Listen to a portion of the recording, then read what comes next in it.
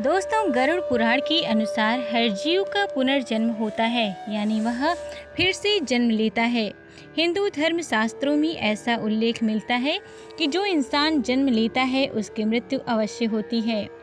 गरुड़ पुराण के मुताबिक मृत्यु के बाद मनुष्य को कौन सा जन्म मिलेगा, यह उसके कर्म पूर्व जन्म के कर्मों पर निर्भर करता है।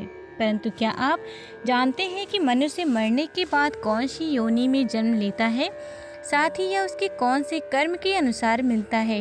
यदि नहीं तो आगे गरुड़ पुराण के अनुसार इसे जानते हैं। गरुड़ पुराण के अनुसार दूसरे की पत्नी से संबंध बनाने वाला व्यक्ति घोर नरक में जाता है। फिर वहां उसे पहले भेड़िया, फिर कुत्ता, गिद्ध, सियार, सांप, कौवा और अंत में बगुला की योनि प्राप्त होती है। इन सब जन्मों के बाद अंत में उसे मनुष्य योनि मिलती है।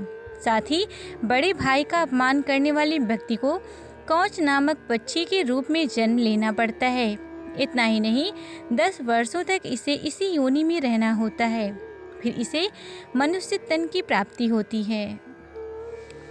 साथ ही दोस्तों, सोने की चोरी करने वाला व्यक्ति कीड़े मकोड़े की योनि में जन्म लेता है। वहीं जो व्यक्ति चांदी की वस्तु चोरी करता है उसे कबूतर की योनि मिलती है। इसके अलावा देवताओं और पूर्वजों को संतुष्ट किए बिना मरने वाला इंसान 100 साल तक कौवे का जीवन व्यतीत करता है। उसके बाद मुर्गा, फिर 1 महीने के लिए सांप की योनि में रहने के बाद उसके पापों का अंत होता है।